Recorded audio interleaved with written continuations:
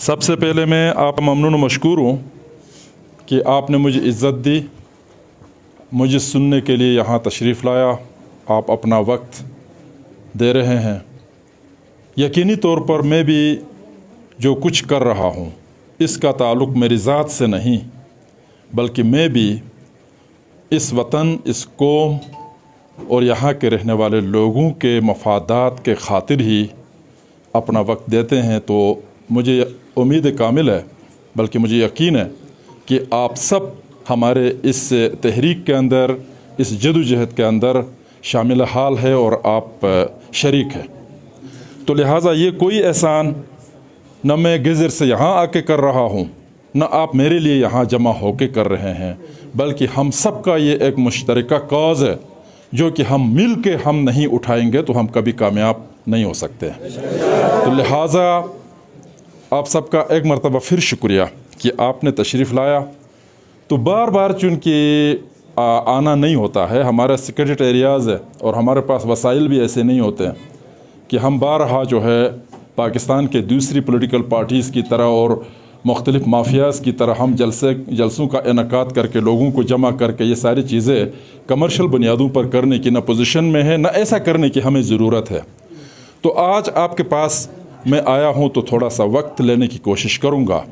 तंजीम साजी से कहीं ज़्यादा कौमी सतह पर जहन साजी की ज़रूरत है, और अगर जहन साजी नहीं हुई है, अगर किसी मकसद के लिए हम जहनी तौर पर तैयार नहीं है, तो तंजीम बनाएंगे तो वो तंजीम भी हाईजैक होकर कोई दूसरा अपने ज़ात के लिए इस्तेमाल करेगा। तंजीम तो हमारे पास बेहतरीन गिलगित स्काउट थी ना, जिसने डोगरों को भगा के त्राकबल से आगे किया, लेकिन फ़ायदा किसको मिला? फ़ायदा तो उसको मिला जो उस तंजीम को इस्तेमाल कर रहा था। और उस वक्त हमारे लोगों की जहन साजी न होने की वजह से कश्मीर का 4000 मरबा मील रकबे पर मुश्तमिल इलाके का हवलदार सदर बन गया और हमारा सदर सीएसओ बन गया। ये जहन साजी न होने की वजह से, ये आपस में कोई कौमी तहरीक न होने की वजह से, ये कोई मुश्तरका कॉज न होने की वजह से। और नगर में हमारे हीरो बाबर खान साहब अगर कोई काम करते थे तो शायद पुनियाल में लोगों को पता ना हो। अगर वहाँ गिलगित में कर्नल हसन कोई काम करता था तो बल्तिस्तान में उसके बारे में इल्म न हो, यासीन में लोग उसके बारे में न जानते हो, जिसका रिजल्ट ये आया कि हम 28,000 मरबा मील रकबे को आज़ाद करा के डंडे का शिकार हुए, और वो 4,000 रकबे को आज़ाद करा के सदर, वज़ीर-ए-आज़म, झंडा, तराना, शनाख्त, सारी चीज़ें उनको मिल गई। वो इसलिए कि उस वक्त वहाँ पर नेशनल कॉन्फ्रेंस भी मौजूद थी, मुस्लिम कॉन्फ्रेंस भी मौजूद थी, कांग्रेस और मुस्लिम लीग के असरात भी थे। हमारे पास फौजी तंजीम के अलावा कोई दूसरी तंजीम नहीं थी, जिसका रिजल्ट ये आया कि फौजी बुनियादों पर हमने बड़े वो किए, फतवाहात किए, लेकिन सियासी तौर पर शिकस्त खा गए। और इस पर मैं बाद में आऊँगा। पहले मैं थोड़ी बहुत, चूँकि हम आपके पास आए हैं तो कुछ इश्यूज़ पर बात करने की ज़रूरत है। हमारा सदर नहीं है, ये कोई बड़ी बात नहीं है। हमारा वज़ीर आज़म भी नहीं है गिलगित बल्तिस्तान का, ये भी कोई नुकसान का काम नहीं है मेरे नज़दीक। हमारा झंडा भी नहीं है, हमारा तराना भी नहीं है, हमारा और बहुत सारी चीज़ें जो कौमों की होती है, उन सब का होना कोई मसला नहीं है। सबसे बड़ा मसला ये है कि हमारी शनाख्त नहीं है, और उस शनाख्त के न होने का नतीजा है कि उस नतीजे की बुनियाद पर हमें कुछ नहीं मिल रहा है। जब मैं बालवरिस्तान की बात करता था 80s के लास्ट में, 80s के दौरान मैं लोगों को मदऊ करने की कोशिश करता था, तो उस वक्त लोग कहते थे कि क्या बालवरिस्तान और कब्रिस्तान की बातें करते हो, काम की बात करो, नाम से क्या करते हो। तो उस वक्त मैं ये कहा करता था कि आपका पूरा काम खराब नाम की वजह से हुआ है, क्योंकि आपके पास नाम नहीं है। कश्मीरी एक शनाख्त है, पंजाबी एक शनाख्त है, पख्तून एक शनाख्त है, सिंधी एक शनाख्त है, बलोच एक शनाख्त है। पाकिस्तान से बाहर जाओगे तो Indian, Iranian, Arab, Japan, Dutch, French, German, British, American, ये सब की शनाख्त है। लेकिन हमारा क्या है? हमारी कोई मुश्तरका शनाख्त नहीं है। हमारे लास्ट जो है ये जो हमारा गुजरा हुआ जो वो माजी है, माजी करीब जिसे कहते हैं, वो जो माजी करीब के अंदर आपकी टोटल शनाख्त नगर थी, और आज की भी आपके जहनों के अंदर नगर है। आप अच्छी तरह देख लें, ठीक है। नगर की बात आएगी तो आपकी गैरत जागती है, लेकिन गिलगित बल्तिस्तान की बात आएगी तो थोड़ी हैंकी फेंकी हो जाएगी, क्योंकि उसमें और भी बहुत कुछ है। इसी तरह सामने हुंजा वालों का हुंजा की बात आ गई तो बड़े जो है वो इमोशनल हो जाएंगे, लेकिन गिलगित की बल्तिस्तान की बात आएगी तो पैसिफिक हो जाएंगे। बल्तिस्तान की बात आएगी तो बिल्कुल आंख बगोला होगा, लेकिन गिलगित बल्तिस्तान की बात आएगी तो थोड़ा बहुत नरम हो जाएगा। तो यही हालत गजर में भी है, दयामर में भी है, गिलगित में भी है। वजह क्या कि हमारी वो कौमी शनाख्त जो ये नगिर, हुंजा, यासीन, गुपिस, पुनियाल, इश्कोमन, शिगर, खरमंग, रोंदो या आगे चलकर इसकर्दो, दारल, तांगिर, चलास, अस्तोर की बुनियाद पर जो थी, उससे बढ़कर जो बड़ी शनाख्त हमारी होनी चाहिए, वो शनाख्त माजी करीब में नहीं रही, बल्कि ये शनाख्त बहुत ज़्यादा माजी बईद में है। और माजी बईद में जितनी शनाख्तें हमारी है, उसके बारे में हमारे पास मालूमात नहीं है। हमारे पास बिल्कुल भी मालूमात नहीं है। सूरत हाल पाकिस्तान के अंदर हमारे अलावा भी ये है कि परदादा का नाम मुश्किल से लोगों को याद है। मैं अब आता हूँ किस चीज़ पर, नेशनलिज्म पर। असल बात का आपको मजहबी जमातों ने यहाँ ये भी कहा होगा कि कौम परस्ती जो है वो बुत परस्ती है, कहा भी होगा। कौम परस्ती के बारे में बहुत सी बातें की होंगी। आज मैं आया हूँ उन बातों को आपके साथ शेयर करने के लिए कि कौम परस्ती बुत परस्ती नहीं है, बल्कि मफादात का टकराव में ये चीज़ें होती है। और कौम परस्ती कहाँ जाकर बुत परस्ती होती है, उस पर भी हम डिस्कस करेंगे। कौम परस्ती अपनी शनाख्त के लिए जो भी करता है, जो भी इस पर रिसर्च करता है, वो कोई बुराई नहीं है। मैं उसी पे जा रहा हूँ। आप कहेंगे कि शायद नगर ही हमारा आखिरी शनाख्त है और उससे बड़ी कोई चीज़ नहीं है, तो ये भी गलत है। मैं आपको मुखातिब ही इस बात पे करना चाहता था कि मैं आज खित्ते बुरशाल के अंदर आया हूँ। मैं अपने बुरशु लोगों के साथ, भाइयों के साथ मुखातिब हूँ। हकीकत बुरशाल में है, नगर में नहीं है, हुंजा में नहीं है। हकीकत बुरशाल में है, और उससे कबल भी हमारे इलाके आबाद थे, और हम ज़माना कदीम से उस वक्त से आबाद है जब मिस्र में फ़राइन मिस्र की हुकूमतें हुआ करती थी, जब इराक़ का नाम बाबुल था, जब इधर हिंदुस्तान के अंदर जो है कदीम बादशाहतें थी, यहाँ चाइना के अंदर बहुत पुरानी डायनेसिटीज़ चल रही थी, रूस के अंदर और दूसरा अफ्रीका के अंदर। हम उस वक्त से आबाद है, और हम कोई नई कौम नहीं है। हम कोई अभी पैदा हुए लोग या अभी हिजरत करके आए हुए लोग नहीं है। हम बहुत कदीम ज़माने के लोग हैं। जब यहाँ इंसान आबाद था तो यहाँ सनातन धर्म हुआ करता था, कुदरती मज़हब। मैं मज़हब को भी टच देते हुए चलूँगा। सनातन धर्म जो है वो कुदरती मज़हब, जैसे ये कलश गुम वाले हैं, एक्चुअल ज़माना कदीम में इस पूरे खिते में, लद्दाख से चित्राल तक पूरे इलाके में ये लोग थे और यही मज़हब थी। फिर उसके बाद यहाँ ईरान से दो मज़ाहिब ट्रेवल करके आई है। पहली मज़हब जब ईरान से, सेंट्रल एशिया से बुरशिस की स्पीकिंग लोग जब यहाँ आए कोहकाब के इलाकों से, तो फिर उन्होंने अपने साथ पारसी मज़हब, ज़रतश मज़हब भी लाया। बुरशिस की बोलने वाले और यशकुन कबाइल का मज़हब, अबाव अजदाद का हमारा ज़रतश मज़हब है, और वो ज़रतश मज़हब फैला इस इलाके के अंदर। आज भी आप देखेंगे तो हमारे बड़े बुज़ुर्ग जो है वो आँख के ऊपर से चलना या आँख की बेहुरमती करना या चूल्हे के अंदर पानी डालना अब भी मना किया जाता है, बुरा समझा जाता है। ये उसी के असरात है। तो उस ज़माने में जब यहाँ बुरशाल की रियासत हुआ करती थी, आज जब बुरशाल कहते हैं तो लोगों का ख्याल ये होता है कि ये कोई नगर, हुंजा या यासीन। नहीं, हुंजा, नगर और यासीन में बुरशाल के मज़ाफ़ाती इलाके, बुरशिस की ज़बान इन इलाकों में बच गई है। बुरशाल एक्चुअली चित्राल से बल्तिस्तान तक इस पूरे खिते का नाम था। आप तिब्बत की डिक्शनरी निकाल के देखेंगे तो उसमें लिखा हुआ है बुर्जा ए कंट्री, BROUZASA लिखा हुआ है, बुर्जा a country in between Tibet and Persia. Tibet means Baltistan और पर्शिया मीन्स बदख्शान है, चित्राल है, ये ईरान नहीं है, मतलब जहाँ से फारसी शुरू होती है। और उसी ज़माने में बुरशाल का हेडक्वार्टर यहाँ अलियाबाद में या नगीर में या आगे यासीन में नहीं था। बुरशाल का हेडक्वार्टर खुद गिलगित था, और गिलगित का उस वक्त नाम बुरुशस्की में सरेगन था। सारगन नहीं है, ये सरेगन है, तालाब का रास्ता। ये बुरुशस्की आप जानते हैं, मैं नहीं जानता। और इसी तरह सामने बरेगन था जो बाद में बारगो बन गया। इसी तरह ऊपर बरे मुस है, वो बरमस नहीं है, मतलब नाले की मूस की जगह। और इसी तरह आप सिलमिश को ले ले, आले नोमिल को ले ले, हरजिंग दास को ले ले, मतुम दास को ले ले, ओशखंड दास को ले ले, आगे जहाँ तक जाएंगे सारे बुरशाल के ज़माने के नाम हैं। मेरे खुद इलाका पुनियाल के अंदर आएंगे तो शेर किला का पुराना नाम शबुरखंड कहते हैं। शिना बोले शबुरखंड नहीं है, बल्कि वो बबरखंड था, उसको शबुरखंड बना दिया बाद में लोगों ने। बबरखंड का सिंपल ट्रांसलेट शेर किला होता है। आप जानते हैं बबर शेर को कहते हैं और खंड किले को कहते हैं। आगे बूबर नहीं है, वो बुरुम्बर है, सफ़ेद नाला। आगे आयश आसमान, नीचे दमास, वो दमास नहीं है बल्कि वो दलमुस और खटमुस, वहाँ दो जगह हैं। दलमुस दमास बन गया, खटमुस को अभी गोटोमुस कहते हैं गलती से।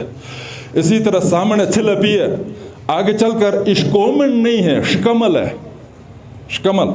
इसी तरह आप यहाँ से शुरू करेंगे देयतर, नलतर, खलतर, इश्कमतर, मथनतर, छनतर, ये इश्कोमन तक यहाँ नगिर से। ये तेर तो आप जानते हैं, क्या कहते हैं, चरागे को, ग्रीनलैंड को कहते हैं, मीडो को कहते हैं। ये सारा बुरशाल है। हमें अपनी शनाख्त यहाँ से शुरू करना है।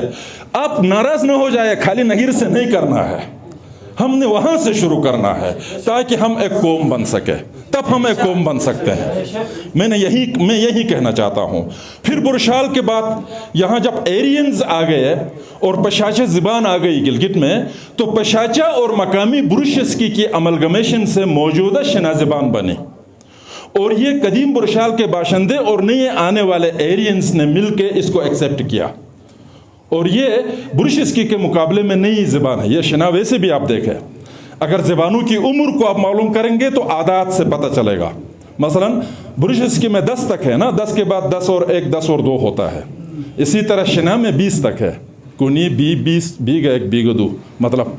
तो ये जो ऊपर, इसी तरह उर्दू में 100 तक है, तो ये तो कल की बनी हुई ज़बान है, ठीक है। तो इस हिसाब से फिर ये इलाका जो है वो दर्दिस्तान भी कहलाया, दार्दिक लोगों की वजह से, शिना स्पीकिंग लोगों की वजह से। और उसके बाद जब तिब्बत से यहाँ असरात हुए तो बल्तियों के असरात इस इलाके के अंदर हुए, और यहाँ जो रियासत कायम हुई उसका नाम बलोर था, बलोर रियासत। ये जितने नक्शो निगार आपको मिलेंगे, फिर ये भी मैं बताऊं, जिस तरह बुरशाल में हमारी मजहब जरतश थी, दर्दिस्तान के ज़माने में हम हिंदू मत में आ गए, और फिर बल्तियों ने बुत मत यहाँ लाया। और लेटेस्ट इस्लाम से पहले हमारे आबाओ अजदाद का मज़हब जो था वो बुद्धिज़्म था। ये जो आसार आप देखते हैं, ये अठनी से लेकर दूसरे बुद्धा की जितनी भी लिखाइयाँ आपको मिलेंगी, ये तकरीबन जैन मत और बुद्ध मत और इसी तरह के उसका इशारा करती है। और हमारे आबाओ अजदाद की 100% पूरी आबादी तकरीबन बुद्धिस्ट थी।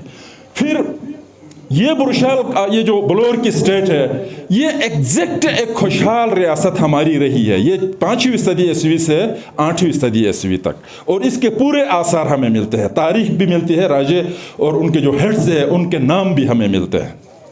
इसी तरह 8वीं सदी ईस्वी में ये बलोर टूट गया। बलोर के टूटने के बाद ये पिटी स्टेट्स बन गए, जिनका मैं अभी आप जिक्र मैं कर चुका हूँ। उस वक्त इस्लाम भी इधर आया और यहाँ बाहर से हमले हुए। यहाँ चाइना से हमला हुआ, यहाँ तिब्बत से हमला हुआ, यहाँ बदख्शान से ताजमुगल का हमला हुआ, और लेटेस्ट जो हमारे ऊपर हमले हुए वो कश्मीर साइड से हुए। तब तक भी हम आज़ाद लोग थे और उस वक्त इस्लाम भी आ चुका था, तो तब तक भी हम आज़ाद लोग थे। जब आखिरी बड़ा हमला जिस तरह अभी नाटो है, इसी तरह का उस वक्त अंग्रेज़ों के ज़ेर इंतज़ाम पंजाब के सिख जो कि राजा रंजीत सिंह के शिकस्त के बाद वो ब्रिटिश वो हो गए थे, अलाई हो गए थे। फिर डोगरा गुलाब सिंह की फ़ौज, ये सारे मिल मिला के एक इत्तेहादी फ़ौज थी जिसने 1842 में बल्तिस्तान फतह किया था। पहले ही 1842 में ये गिलगित आए और आखिरी लड़ाई हमारी जो है ये 1891 में यहाँ नीलत में हुई थी, जहांगीरलाई में, और ये दोनों रियासतें उस वक्त फाल हुई। उन रियासतों के फाल होने के बाद हम हकीकी गुलाम बन चुके हैं। उससे पहले हम कोई हकीकी गुलाम नहीं थे। और 47 में आप कहेंगे हमने आज़ादी ली है, मैं उस पर आता हूँ। वो आज़ादी नहीं है, वो आका की तब्दीली है, वो हुक्मरान की तब्दीली है, कोई आज़ादी वाज़ादी नहीं ली है। अब 1891 में एक अंग्रेज लंदन से जहाज में बैठकर आता है जनाब आली कलकत्ते में, सरंगापट्टम से निकल के वो छकड़े में बैठ के आता है दिल्ली, और दिल्ली से घोड़ों पर आता है श्रीनगर से गधे पैदल चल के वो आता है गिलगित में, और 1841 में इधर आकर हुंजा नगर पर हमला करता है। 63 में जो है यासीन पे हमला करता है, और इतना काम करता है कि मकामी राजों को अपना ताबे बनाकर उनको हुकूमत हवाले करके चला जाता है। इसका क्या मकसद हो सकता है? उसका आप बज़ाहिर देखें तो पागलपन है। आज कौन लंदन से कलकत्ता जाए तो कलकत्ता से दिल्ली आए, तो दिल्ली से श्रीनगर, तो श्रीनगर से इधर गिलगित, और इधर आकर इन पहाड़ों में लड़े। जबकि उस वक्त केश तो छोड़ो, गधे भी सही नहीं चल सकते थे उस ज़माने में शायरा रेशम पर। ये इसलिए करता था, ये काम उसने इसलिए किया कि उसका दुश्मन रूस यहाँ पहुँचने का खतरा था। वो पामेर के पीछे अपने दुश्मनों को रोकने के लिए ये इलाके अपने ताबे बना रहा था, और उस वाक़े का नाम है वर्ल्ड ऑर्डर 1।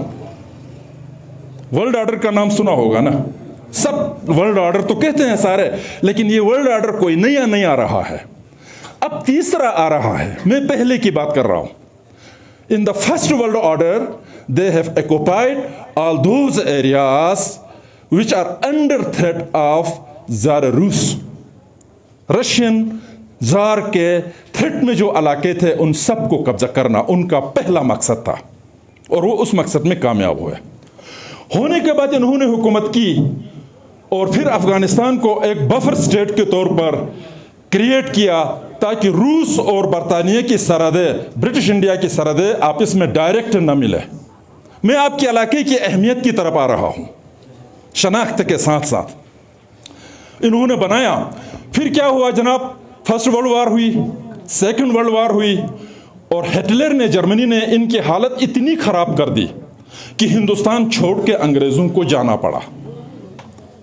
जब अंग्रेज हिंदुस्तान को छोड़ के जा रहा था उस वक्त हिंदुस्तान की हालत थोड़ी यूनिक किस्म की थी, अंग्रेज के हक में नहीं थी। उस वक्त अमेरिका भी पावर बन चुका था।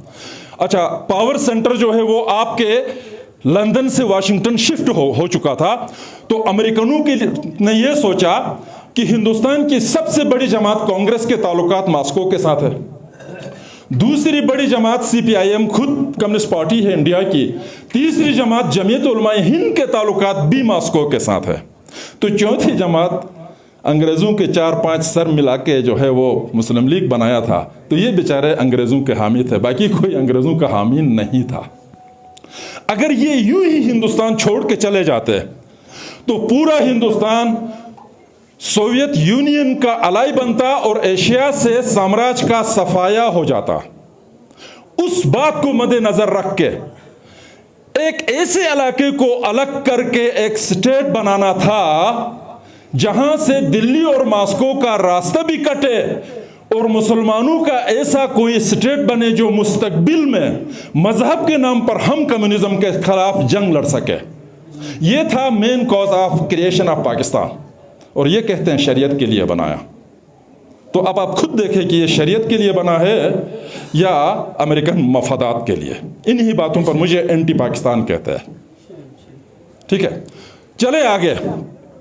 और उस वक्त जहां जहां आज पाकिस्तान बना है उन्हीं इलाकों के अंदर शऊर नहीं था।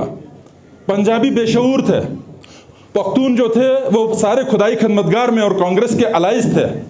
बलूचिस्तान कोई सोबा मोबा कोई कुछ नहीं था। एक सिंध था जिसमें एक मेंबर की अक्सरियत थी मुस्लिम लीग की, उसकी एक करारदाद आ गई। और पाकिस्तान के क़याम के लिए जो काम किया, बंगाली चूंकि पहले से बाशऊर कौम थी, उसने बड़ा रोल प्ले किया। और हिंदुस्तान के अंदर मुस्लिम अक़लियतों ने रोल प्ले किया, जिनको आज आप मुहाजिर कहते हैं। तो क्रिएशन ऑफ पाकिस्तान के अंदर जो बड़ा रोल रहा है वो या तो बंगालियों का रहा है या फिर मुहाजिरों का रहा है, हिंदुस्तान के अक़लियतों का रहा। और इसी वजह से बांग्लादेश ईस्ट पाकिस्तान जो बन गया, तो ये इस सदक़े में बन गया। और फिर बाद में अमेरिका ने उसकी हिफाजत नहीं की, इसलिए वो अलग भी हुआ। और उसने पूरी तरह हिफाजत की जनाब आली इस पाकिस्तान की। और आपके अपने दौर के अंदर आपको याद होगा कि 70s के बाद यहाँ इंतहा पसंदी को फ़रोग दिया गया, अफ़गानिस्तान के अंदर मुजाहिदीन बनाए गए, सोवियत यूनियन के ख़िलाफ़ जंग लड़ी गई, और 90s में जो है ये बात अपने अख्ताम को पहुँच गया। ये था जनाब आली सेकंड वर्ल्ड ऑर्डर था वो, और उस सेकंड वर्ल्ड ऑर्डर के ऊपर अमल दरामद हुआ, और होने के बाद वो अपने पाये तकमील को पहुँचा। ये सेकंड वर्ल्ड ऑर्डर था। तो उसी दौरान मैं आपसे ये भी गुजारिश करूं कि हम जनरल ज़िया को कुछ गालियां वालियां देकर गुजारा करते हैं कि उसने ये किया तो उसने वो किया। वो एक मुलाजिम था, वो क्या कर सकता था, उसको भी ऑर्डर्स थे। ये सारा किया था साम्राज्य ने खुद, सोवियत यूनियन के खिलाफ उसको तोड़ने के लिए। और फिर ये भी मैं आपको बताऊं कि इस इलाके के अंदर आप कहेंगे मेरे बातों से ये सारी बातें तो मेरे ख्याल में साम्राज्य कर रही है, हमारा तो कोई रोल नहीं है, हमारे लीडरों का तो कोई नामो निशान ही नहीं है, आप ऐसा कहेंगे। मैं गलत नहीं कह रहा। इवन दिन यहां मजहब भी उनकी तरफ से चलता आया है। वो कैसे? मेरी एज 60 है, और यहां 60 से ऊपर या 50 से ऊपर बैठे हुए मेरे दोस्त जो है वो स्कूलों में पढ़े होंगे कि उस वक्त जो दीनियत पढ़ाई जाती थी उसमें बरेलवियत और शैयत थी। मसलन दीनियत के अंदर रसूल अकरम के बाद 4 खलफा के नाम, और हज़रत अली के बाद बीबी फातिमा और हसन हुसैन पर बात ख़त्म होती थी। और जनरल ज़िया के उस इराक़ के बाद, अफ़गानिस्तान की उस जंग के बाद वो हज़रत अली पे आकर बात ख़त्म हो गई, 4 खुलफा पे। आपके ख्याल में ये कोई जनरल ज़िया ने किया? क्या पाकिस्तान के अंदर कोई तब्दीली आई? ऐसा नहीं है। असल बात यह थी कि हिंदुस्तान के अंदर, पाकिस्तान के अंदर अमेरिका काम करता था शहंशाह ईरान के ज़रिए, और शहंशाह ईरान अमेरिका का एजेंट था। तेहरान मरकज़ था CIA का। जब CIA तेहरान के ज़रिए काम करता था तो शहंशाह शिया होने की वजह से पाकिस्तान में शैयत था।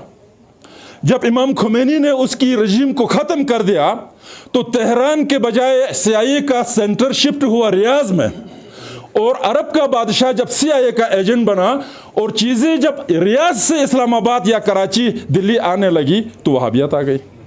वो इसमें कौन सा जनरल ज़िया का गुनाह था? वो कोई गुनाह नहीं था।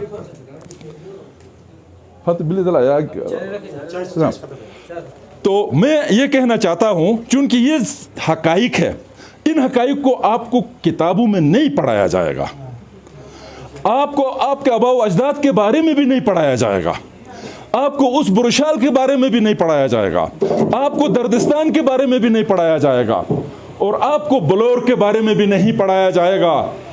आप कैसे समझ पाएंगे कि मेरी हिस्ट्री क्या है?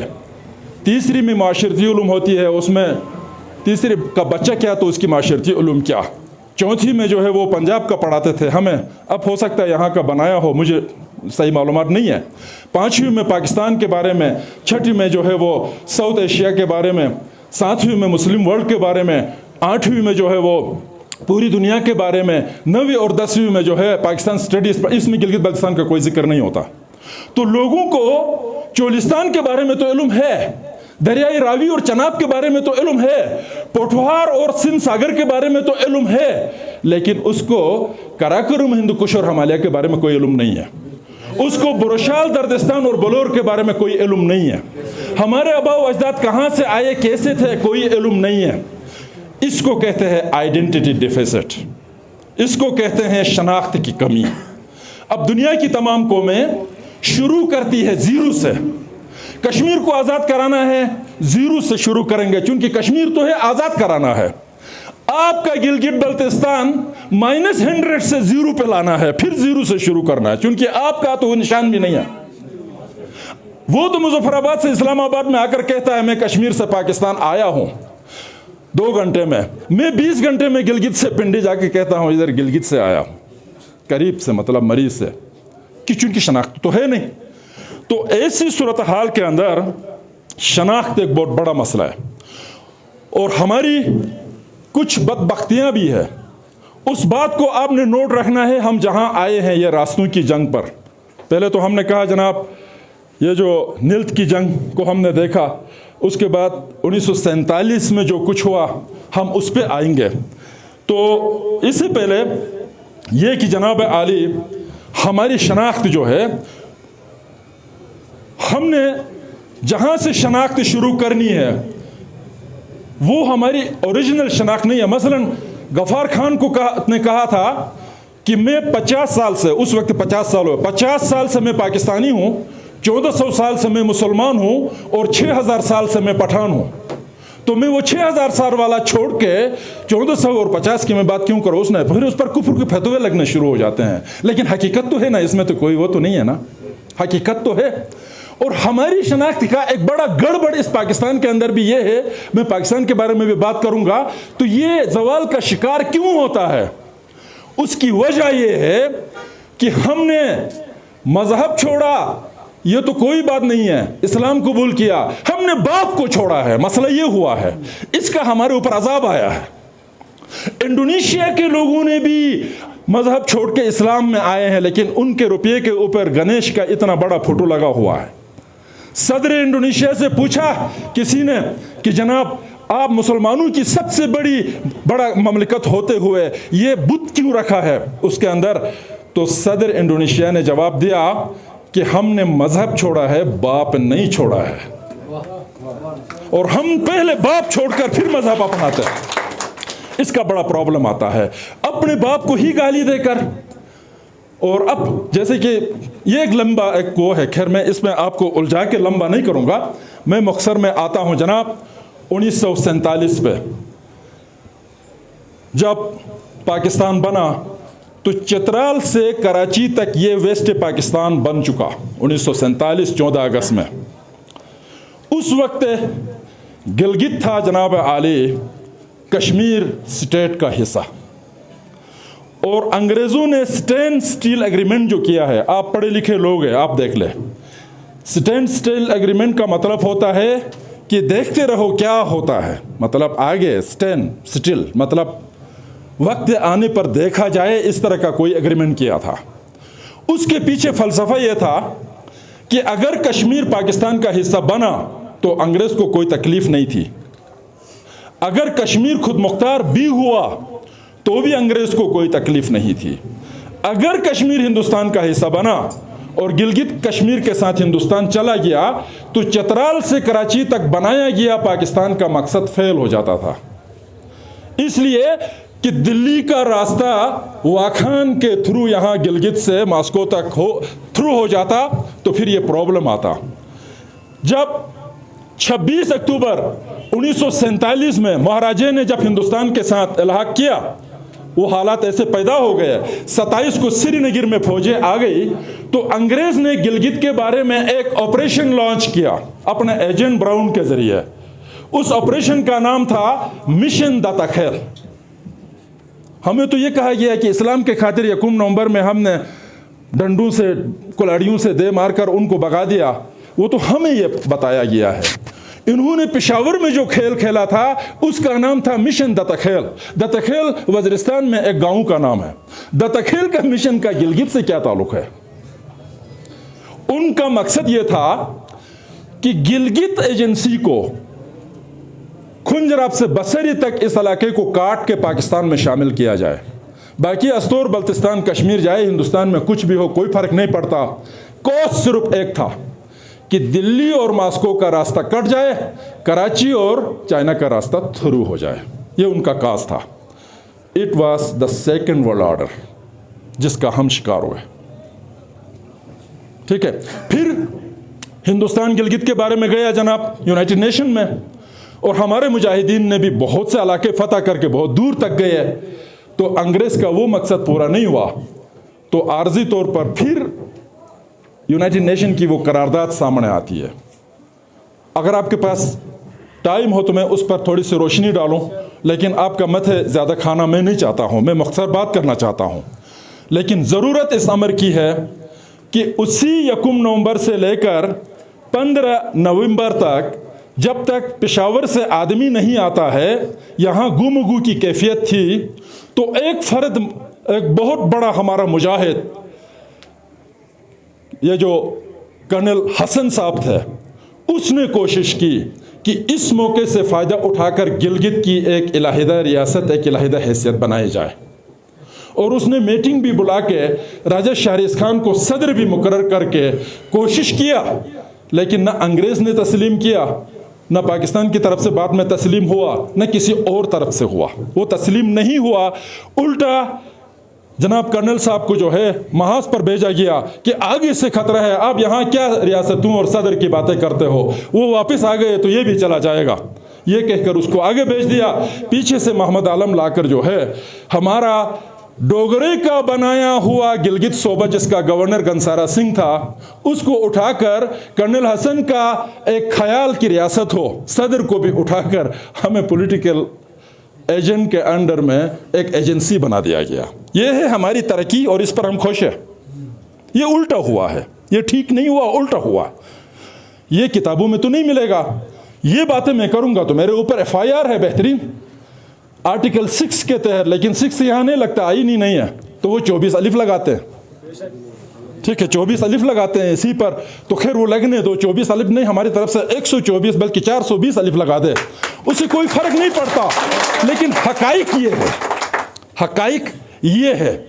उसके बाद जनाब हिंदुस्तान गया अक़वाम मुत्तहिदा में कि जनाब पाकिस्तान ने हमारे इलाकों पर कब्जा किया है, तो पाकिस्तान को समन किया गया। पाकिस्तान ने जाकर अक़वाम मुत्तहिदा को बताया कि हमने कोई कब्जे मब्जे नहीं किए हैं, महाराजा ने गलत फैसला किया है, लोगों ने बगावत करके खुद को अलग किया है। फिर वहां से स्टे ऑर्डर मिला, उसको कहते हैं करारदाद, यूनाइटेड नेशन की करारदाद। उस स्टे ऑर्डर के अंदर यह लिखा हुआ है कि पाकिस्तान की सिविलियन और फौजी जितने लोग अंदर गए हैं 2 हफ्तों में वापस निकाल ले, इलाके को खाली करे। हिंदुस्तान ने जो फौजें भेजी है उसमें से बल्क ऑफ को उठा ले, बल्क ऑफ का मतलब 51% ले ले, आप उठा ले, हम एडमिनिस्ट्रेटर मुकर्रर करेंगे और उसके बाद इस्तिस्वाब राय होगा और पूरी रियासत अक्सरियत में पाकिस्तान को वोट दे तो पाकिस्तान का, हिंदुस्तान को दे तो हिंदुस्तान का। यह है अक़वाम मुत्तहिदा की करारदाद। और फिर पाकिस्तान ने एक और दरख्वास्त भी गुजारा कि पहाड़ी इलाका है, 2 हफ्तों में मुमकिन नहीं है, तो 6 हफ्ते भी दे दिया। अब 6000 हफ्तों के बाद न पाकिस्तान ने फौज निकाला, न हिंदुस्तान ने बल्क ऑफ निकाला, न अक़वाम मुत्तहिदा ने एडमिनिस्ट्रेटर मुकर्रर किया, न इस्तिस्वाब राय हो गई। इन दोनों ने अपने कब्जे और मजबूत कर दिए, कच्चे कब्जे थे तो पक्के कर दिए। यह है हमारी हिस्ट्री। अब क्या है, अब नया क्या है? अब आइए थर्ड वर्ल्ड ऑर्डर पर। अब थर्ड वर्ल्ड ऑर्डर पर अगर आप आएंगे तो उसका वो चीज़ फिर घूमता है इन रास्तों के बीच में, और नया नाम है CPEC, China Pakistan economic corridor. इसका मतलब है चीन से पाकिस्तान तक एक रास्ता बनाया जाए और चाइना का माल जो है वो मिडिल ईस्ट और अफ्रीका तक और दुनिया तक पाकिस्तान के ज़रिए पहुंचाया जाए। ये है CPEC। और उसके अंदर बहुत सी और बातें हैं जिनका आज हम ज़रूरी नहीं है कि इन सब पर जिक्र करें, लेकिन हम ये बताना चाहते हैं कि अब उसी अमेरिका को जहां मॉस्को और दिल्ली का रास्ता काटना मकसूद था, अब दिल्ली और सेंट्रल एशिया का रास्ता बनाना मकसूद है और काटना मकसूद है। कश्मीर से ग्वादर तक और उरुमची से कराची तक ये काटना मकसूद है। ये है थर्ड वर्ल्ड ऑर्डर। पूरी गेम इसके इर्द गिर्द घूम रही है, कोई कश्मीर नहीं है। वर्ल्ड के अंदर कश्मीर कहते हैं तो आप लोग कहते हैं कोई श्रीनगर की बात होगी।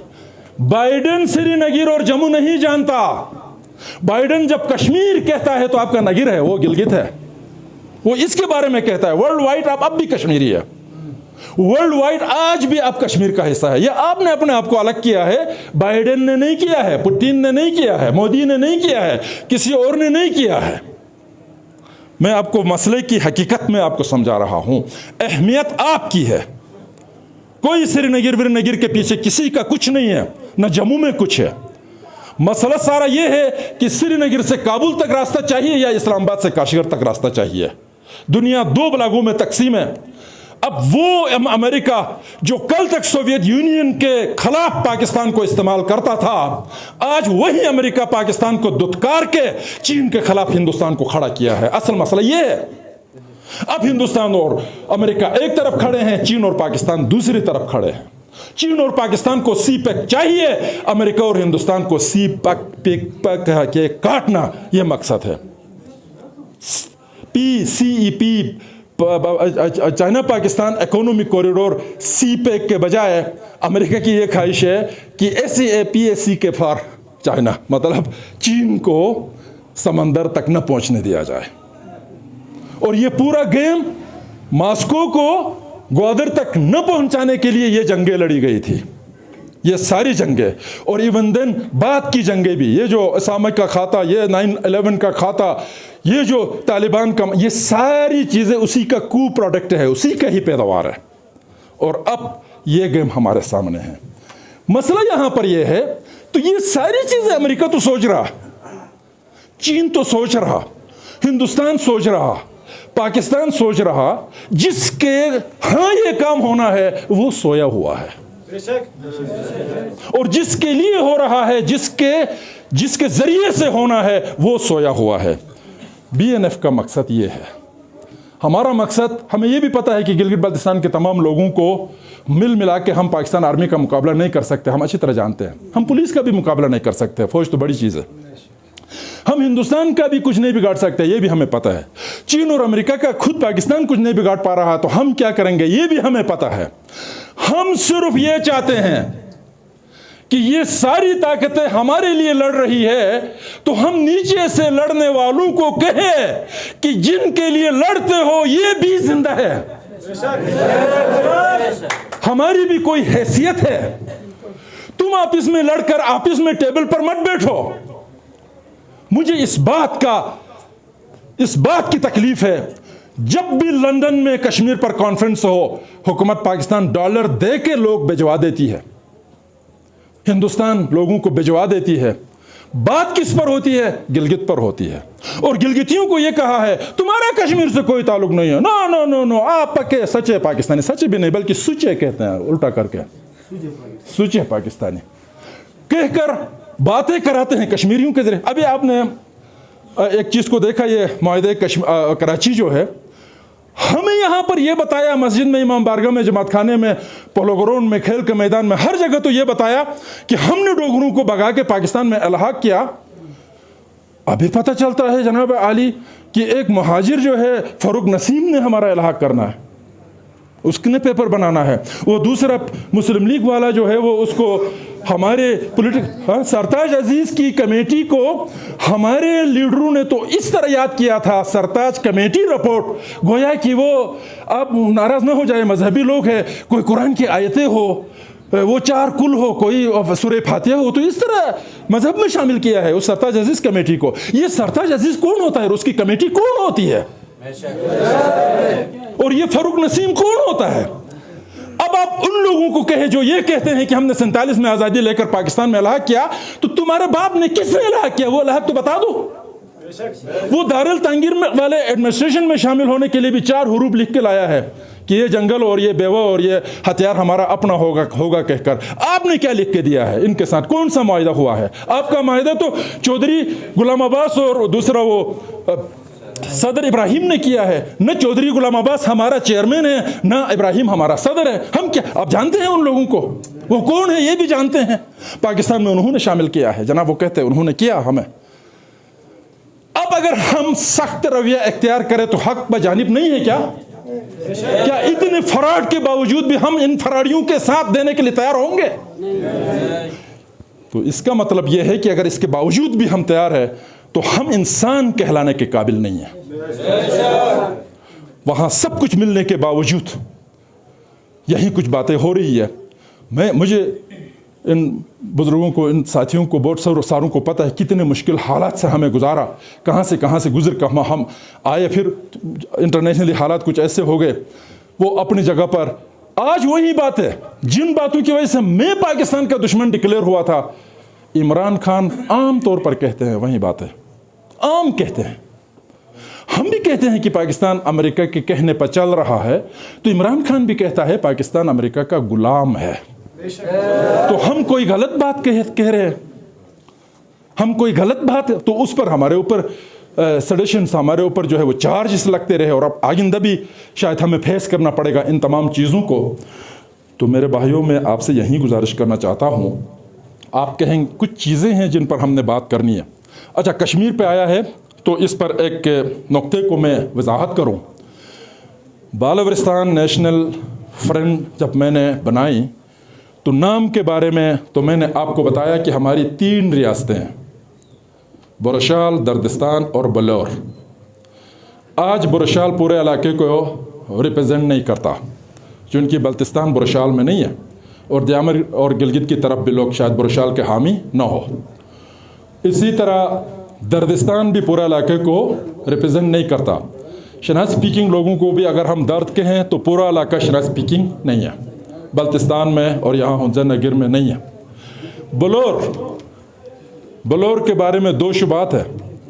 एक, बलो ये बल्तियों के जो हमसाए हैं उनको पलो कहते हैं, ब्रिटिश की बोलने वाले, शना बोलने वाले और चाइना बोलने वाले। और जब अरब यहाँ आए तो अरबी ज़बान में पे नहीं है, तो पाकिस्तान को भी वो बागिस्तान कहते हैं। इसी तरह ये बलौर बना, ये एक शक है। दूसरा शक ये है कि ये बालावर था। बालावर का मतलब ऊंचे इलाकों में रहने वाले लोग, हाईलैंडर्स। तो हमने उस बालावर को लिया, हाईलैंड को लिया, ये एक तजवीज़ है। अब आ जाए जनाब अली उसकी तरफ। ये कश्मीर डिस्प्यूट के अंदर, इस कश्मीर डिस्प्यूट के अंदर हमने ये सोचा कि जब उस वक्त 2 ही नारे थे, एक तो सूबा बनाने का नारा था, दूसरा कश्मीर में मिलाने का था। तो हमने ये कहा कि जनाब हमने कश्मीरियों से इलाहिदगी ली है प्रैक्टिकली।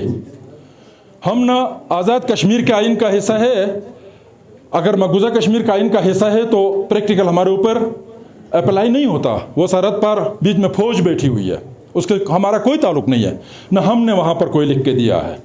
पाकिस्तान का आइन का हम हिस्सा नहीं है, तो लिहाजा हमने वहाँ से आज़ादी ली है, इधर इल्हाक नहीं किया है। फिर हमने कहा न कश्मीर न पाकिस्तान, देश हमारा बालवरिस्तान। ये इसलिए कहा था कि जब एक कश्मीरी अपनी खुद मुख्तारी की बात करता है और उस खुद मुख्तारी में गिलगित को बड़ा चढ़ा के पेश करता है कि बजट कहाँ से बनाओगे, तो दरियाई सिंध से बनाऊंगा, वाखान से रोड निकाल के बनाऊंगा, अच्छा खुंजराब से रोड निकाल के मैं बनाऊंगा, मैं टूरिज़्म से मैं बनाऊंगा। तो वो सारी चीज़ें तो श्रीनगर, जम्मू और लद्दाख के मुकाबले में सारी इधर है।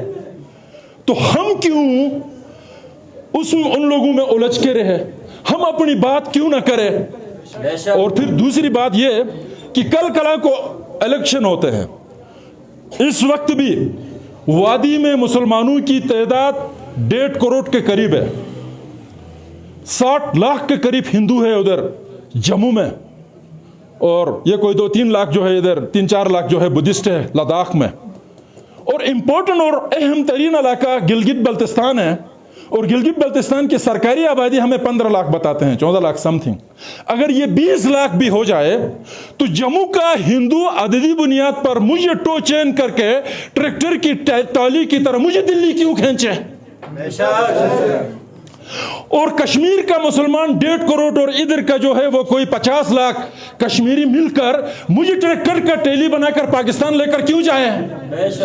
अगर पाकिस्तान ही जाना है तो मेरे रास्ते पाकिस्तान के लिए खुले हैं, मेरे दरिया पाकिस्तान की तरफ ही जा रहे हैं, हमारा पूरा रुख पाकिस्तान के। हम खुद बात करें ना जी, अगर दिल्ली जाना है तो भी हम खुद बात करें ना, हम वाया कश्मीर क्यों जाए। तो हमने कहा if Pakistan is the first party of Kashmir dispute, if India is the second party of the Kashmir dispute, if Kashmiri says we are the third party of the Kashmir dispute, why not Gilgit-Balti say we are the fourth party of the dispute? और हम क्यों न कहें? जब एक कश्मीरी अपने अलहदा मुल्क की बात कर सकता है तो एक गिलगिती क्यों नहीं कर सकता है? एक कश्मीरी अपनी मर्जी से डायलॉग करके इस्लामाबाद और दिल्ली के साथ बात कर सकता है तो एक गिलगिती क्यों नहीं कर सकता है? यह है BNF के असल मकासद। यह कोई सिर्फ पाकिस्तान से दुश्मनी की बुनियाद या किसी से मोहब्बत या उसकी बात नहीं है। बात अपने धरती से मोहब्बत की है, बात अपने आप से मोहब्बत की है और अपने शनाख्त से मोहब्बत की है। तो मेरे भाइयों, सोबे का मैं खिलाफ हूँ, आप सबको पता है, और नगीर में तो मेरे ख्याल सारे सोबे के हामी ही होंगे। लेकिन मैं खिलाफ क्यों हूँ? मैं खिलाफ क्यों हूँ? इस पर लंबी बातें नहीं करेंगे, एक ही बात मैं आपको बताता हूँ। नगीर 1891 से पहले खुद मुख्तार रियासत थी। 1974 तक ये नीम खुद मुख्तार रियासत थी। आप बेशक राजगीर निज़ाम FCR से तंग थे, हम भी तंग थे, आप भी तंग थे। आप राजे भी यहाँ बैठे हैं तो उनको भी इस पर जो है वो होने की ज़रूरत नहीं है, खफा होने की। वो सिस्टम ऐसा था कि जिसके ख़िलाफ़ बात उठानी थी आपने उठाया। उठा के आपने क्या किया? अगर उस वक्त सोचो, 74 वाला सोचो, आप 74 में नगीर को स्टेट रहने देते, राजे की जगह पर एक डेमोक्रेटिक सेटअप का मुतालिबा करते तो फायदे में थे, या राजे को निकालकर आपने तहसील बनाकर गिलगित जिले में जम किया तो आप फायदे में रहे? ये भी तो हो सकता था ना। और उनको हम हीरो कहते हैं जिन्होंने नारे वारे लगाकर राजू को तो ठिकाने लगा दिया, लेकिन इलाके को भी ठिकाने लगा दिया। मुश्किल से जिला बने हो, वहाँ कहाँ आपको रियासतें मिलेंगी? अभी गिलगित बल्तिस्तान तो छोड़ो, कश्मीर के साथ मिलकर भी रियासत मिलने के चांसेस तकरीबन मादूम हो चुके। ये गलती नहीं करनी है, ये गलती नहीं करनी है। गिलगित बल्तिस्तान के लिए हकूक चाहिए तो हकूक गिलगित बल्तिस्तान की हैसियत को बरकरार रख के मिले, हमें किसी में जम करके न मिले, और इसको न तोड़ने दे। वही होगा जिस तरह हुंदा नगीर के लोगों ने रियासत तोड़ के तहसील बना दिया और ज़िले के लिए जुलूस निकालना पड़ा ज़िला बनने के लिए। और इसी तरह कल कला को पाकिस्तान के अंदर 15 लाख लोगों का कोई सूबा दिखाओ ना, कोई रिवाज है इधर? ये रिवाज हिंदुस्तान में है, अफगानिस्तान में है, लेकिन यहाँ नहीं है। यहाँ सराइकी सूबा नहीं बनता, यहाँ कराची नहीं बनता, यहाँ हज़ारा नहीं बनता। तो आप गिलगितियों को बनाते हैं सूबा। उनका मकसद ही ये है कि कश्मीर का मसला यूं ही ठप हो जाएगा, आपको पेशावर में दीर, चित्राल और स्वात की तरह लगाया जाएगा। ये है उनका मंजिल, और आपके लोग गलती से इस नारे का साथ दे रहे हैं, इसलिए मैं मुखालिफ हूं। और दूसरी बात, मैं आपसे ये गुजारिश करूं कि मुतनाज़ा रहना आपके लिए रहमत है। अगर आप पाकिस्तान के आइन का हिस्सा होंगे तो मैंने अभी जो 15-20 मिनट या आधा घंटे की जो तकरीर की है, इस पर मौत की सज़ा वाले 10 से ज़्यादा दफ़े लग सकते हैं। और ये जाली सूबा बनने के बाद हम और आप खुदा हाफिज़ ये तकरीर मैं नहीं कर पाऊंगा। फिर आइन के गिरफ्त में मैं आऊँगा ना, फिर उसके बाद आर्टिकल 6 भी लगेगा ना। क्या बहावलपुर का आदमी ये बातें कर सकता है जो मैंने आपसे की? मर्दान वाला कर सकता है, खुशदार वाला कर सकता है। वो करने वालों का हशर भी देखा, हेलीकॉप्टरों से फेंकते हैं ऊपर से। आप कौन से आसमान से आए हैं, आपको माफ़ किया जाएगा? या हमारे पास कौन सी ऐसी ताकत है कि हम जो है खुद को संभाल सकेंगे? आपकी मुतनाज़ा हैसियत ने आपको थोड़ा बहुत वक़ार दिया है। जिस रोज़ ये मुतनाज़ा हैसियत ख़त्म होगी, आप बहावलपुर के लोगों की तरह सर में टोकरे लेकर यहाँ जो है ना वो शहरों में जो है खिलौने बेचेंगे। इससे ज़्यादा काम हम नहीं कर पाएंगे, ये मैं देख रहा हूँ। और जनाब आली, मैं आपसे ये गुजारिश करूँ,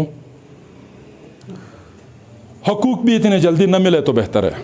आप कहेंगे ये क्या गद्दार निकला। 8 साल की उम्र के बच्चे का शादी करे तो क्या हशर होता है? बेइज्जती होती है ना, कोई रिजल्ट नहीं है।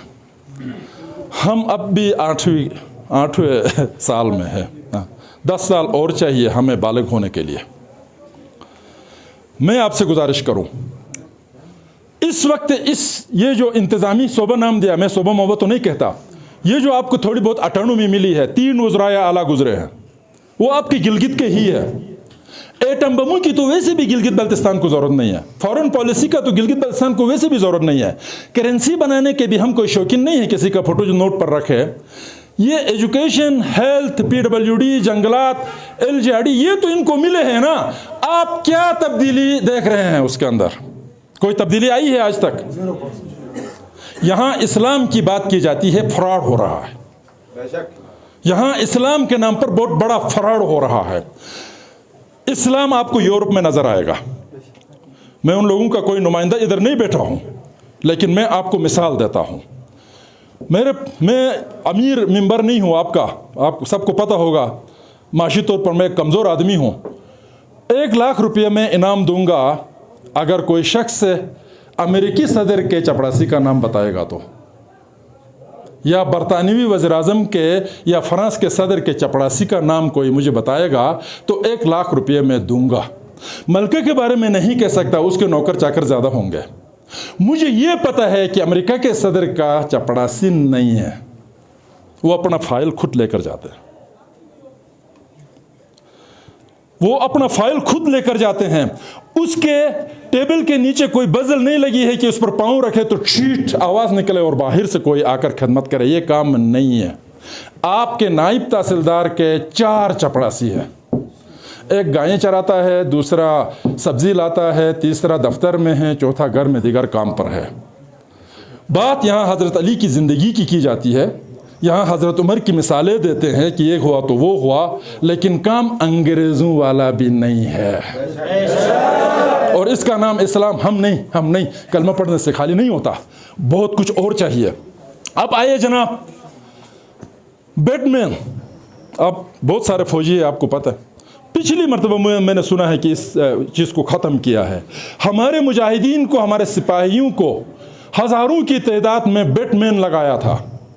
उस अंग्रेज़ की बेवी उसके लिए बेट साफ नहीं करती है, और वो उल्लू का पट्टा इधर आकर हमारे लोगों को बैटमैन लगाता है। इसने अपने लिए अलग कानून और हमारे लिए अलग कानून बनाया है। ये गुलामों की कानून है, उनके आज़ाद कानून कुछ और है। इसी तरह बेड टी, उधर बेबी टी नहीं बनाती है, इधर उठने से पहले बिस्तर पे भी एक चाय पीता है वो उल्लू का पट्टा। और हमें ये कानून दे के किया है, और हमने इस्लाम के नाम पर ये सारी चीज़ें एक्सेप्ट की है। कहने का मेरा मकसद ये है, 2 चीज़ें हैं। मैं स्टूडेंट को भी कहता रहता हूँ, आपसे भी यही कहना चाहूँगा, जहाँ कॉलेजेस में, यूनिवर्सिटी में, जहाँ भी जाता हूँ, 2 बातें मैं कहता हूँ। You must be honest, capable. आपको ईमानदार होना चाहिए और कैपेबल होना चाहिए, अहल होना चाहिए। एक आदमी अहल नहीं है, ईमानदार है तो ठीक है, वो आदमी तो ठीक है, लेकिन माशरे का काम नहीं आता है। एक आदमी अहल है लेकिन करप्ट नहीं है तो उसकी सज़ा तो कत्ल होनी चाहिए, क्योंकि वो तो पूरा माशरे को बर्बाद करेगा। माशरे को अहलियत के, ईमानदारी के साथ अहलियत चाहिए। अब हमारे अंदर अहल नहीं है। मैं खुद भी कभी कभी, आप सब नाराज़ ना हो जाए मेरे साथ काम करने वाला, मैं खुद को भी शामिल करके कहता हूँ, ये बालोचिस्तान बन भी जाता है, अगर एक रियासत हो भी जाती है तो इसकी कैबिनेट कौन होंगे? 5 आदमी चाहिए, 5, ज़्यादा भी नहीं, 5 आदमी। वो 5 आदमी नहीं है गिलगित बल्तिस्तान में। एक अच्छा शिया भी है, एक अच्छा सुन्नी भी है, एक अच्छा इस्माइली भी है, एक अच्छा शीन भी है, एक अच्छा यशकुन भी है, एक अच्छा गिलगिती भी है, एक अच्छा बल्ती भी है। आदिल नहीं है, आदिल नहीं है। आदिल होने के लिए मुसलमान होना शर्त नहीं है। और जब तक 5 आदिल हम में नहीं होंगे, परवरदिगार हमें ताकत न देना, हम बेइज्जत हो जाएंगे। हम पाकिस्तानियों की तरह हम भी बेइज्जत हो जाएंगे। इसलिए माशरे के अंदर ईमानदारी को परवान चढ़ाने की कोशिश करें। ये LGRD के खाते, ये PWD के खाते, ये दूसरी तीसरी खाते या इबादत गाहों तक है ये खाते, और सारे लोग मजबूर होकर सब सपोर्ट करते हैं। बड़ा बहादुर आदमी है, बहुत कमाया है, ये गलत है। और जैसे माशरे के अंदर बहुत सी चीज़ें हमारी गलत अंदर इस्तेमाल हुई है। मसलन माँ भी बच्चा न रोए तो दूध नहीं देती है, ये कितनी गलत बात है। पैदा होकर माँ के गोद से ब्लैकमेलिंग शुरू करते हैं और कब्र तक हम ब्लैकमेलिंग करते हैं। ये कितनी गलत बात है। दूसरी कौमें ऐसा नहीं करती है।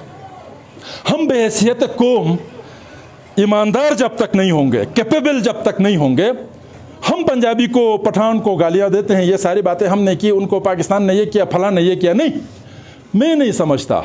मैं ये समझता हूँ कि जिस रोज़ हम अहल होंगे तो ये हमारे ऊपर हुकूमत नहीं कर सकते हैं। हमारी नाअहलियत का नतीजा है कि ये हमारे ऊपर लागू। बाज़ औक़ात मैं खुद मेंबर होते हुए लोकल के बजाय नॉन लोकल अफसरों का डिमांड करना पड़ता है, क्योंकि लोकल की वजह से बड़े प्रॉब्लम आते हैं, बहुत से मसाइल आते हैं। ये मेरा अपना ज़ाती तजुर्बा है। तो मेरे भाइयों, ये सारी चीज़ें हैं और हम यहाँ नगर चून के 100% शिया इलाका है, लेकिन ये पैगाम तो हर जगह जाएगा। हम सेक्युलरिज्म पर यकीन रखते हैं, क्योंकि मोटी मोटी चीज़ें बताई है कि हम क्या चाहते हैं। तो सेक्युलरिज्म के दो माने होते हैं, लादीनियत और गैर फिरकवारियत। सेक्युलरिज्म जो यूरोप में लागू है वो लादीनियत है, जो हिंदुस्तान में लागू है वो गैर फिरकवारियत है। हम फिर सेकुलरिज्म पर यकीन रखते हैं, गैर फिरकवारियत वाला। वो इसलिए कि किसी के अकीदे की हिफाजत उस वक्त तक नहीं होती है जब तक रियासत का अपना कोई अकीदा ना हो। जब रियासत का अपना, बादशाह का अपना अकीदा होगा तो अक़लियतों के ऊपर खुदा का अज़ाब आएगा, और जो कि हम नहीं चाहते। सिर्फ पाकिस्तान नहीं, पाकिस्तान के इन हालात की वजह से हिंदुस्तान का मुसलमान भी आज मुसीबत का शिकार हुआ है। अब रावलपिंडी में 300 मंदिर इस वक्त मौजूद है, 300 लोग नीचे नहीं है। तो हिंदुस्तान का आरएसएस वाले तो ये तो सोचते होंगे ना कि 300 मंदिरों में 300 हिंदू बाकी नहीं रह गए, लेकिन दिल्ली में 1 लाख थे तो अभी 30 लाख हो गए हैं, तो इनके खिलाफ तो कार्रवाई की जाए। तो ये इस वजह से पैदा हुई है। लिहाजा आपके दरमियान किसी किस्म की भी कोई अक़लियत है तो उसको तंग मत करो। जो अक़लियतों को तंग करेगा उसका ज़वाल यकीनी है। इसलिए हम सेकुलरिज्म की बात करते हैं, लादीनियत की बात नहीं करते। मैं ज़ाती तौर पर कम्युनिस्ट भी नहीं हूँ, माशी तौर पर, लेकिन मैं साम्राज्य की हिमायत भी नहीं करता। मैं साम्राज्य का सख्त मुखालिफ हूँ, लेकिन कम्युनिज्म नहीं। तो कम्युनिज्म के गलत फैसले नारे आते हैं ना यहाँ पर, जो ज़्यादा शराब पीकर वो जो करे वो कम्युनिज्म, ये तो नहीं होता है ना। इस तरह तो कम्युनिज्म तो ये तो चीज़ नहीं है। वो एक माशी निज़ाम है जिसमें गरीब और अमीर के दरमियान गैप को कम से कम करना है। उस निज़ाम के लिहाज से हम लेफ्टिस्ट है, हम लेफ्ट ब्लॉक के हैं। लेकिन एज सच वो कम्युनिज्म जो रूस और चाइना में और दूसरे मुल्कों में था और खुद छोड़ के भाग गए, चले गए, नहीं चल सका, तो उसके हम हामी नहीं हैं। इसका मतलब ये नहीं है कि हम आलमी साम्राज्य के हामी हैं, उनके भी हम हामी नहीं हैं। हम एक वेलफेयर स्टेट के हामी हैं। तो मेरे भाइयों, ये सारी बातें आपने सुनी, मुझे बहुत ज़्यादा सुकून के साथ आपका बहुत बहुत शुक्रिया। लेकिन चीज़ मैं आपको ये बताऊं, इस पर वर्क करे, काम करे, जो सच्ची बात है उसको एक्सेप्ट करे, जो नहीं है इसको रद्दी की टोकरी में डाल दे, तफ़ा करे इसको। और अल्लाह से भी हमारी ये दुआ है कि अगर हम हक पे है, हम सच्चाई पे है, तो हमारी फतह हो। अगर हम हक पे नहीं है, सच है नहीं है, तो अल्लाह भी हमारी नुसरत न करे, हम नाकाम हो जाए। लेकिन ये सारा काम करते हुए एक अच्छे वक्त का आप इंतज़ार करें। वक्त एक बहुत बड़ी ताकत है। मैं रास्ते में भी अपने दोस्तों को ये बता रहा था, वक्त बहुत बड़ी ताकत है।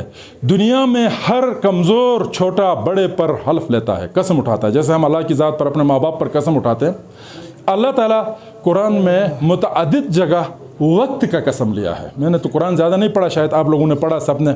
वल असर कितनी मरतबा आया है। वक्त बहुत बड़ी ताकत है। वक्त के सामने न फ़िरौन टिकता है, न नमरूद टिकता है, न कोई दूसरी ताकत टिकती है। लेकिन जब जो भी वक्त आएगा, 47 में भी एक अच्छा वक्त आया, हमने खो दिया। उससे पहले भी वक्त आए, हमने खो दिया। आइंदा भी कुदरत की तरफ से एक अच्छा वक्त आएगा, तो अपनी नाअहलियत और नाइत्तेफाकियों की वजह से उस वक्त को नहीं खोना है। आप सबका बहुत बहुत शुक्रिया।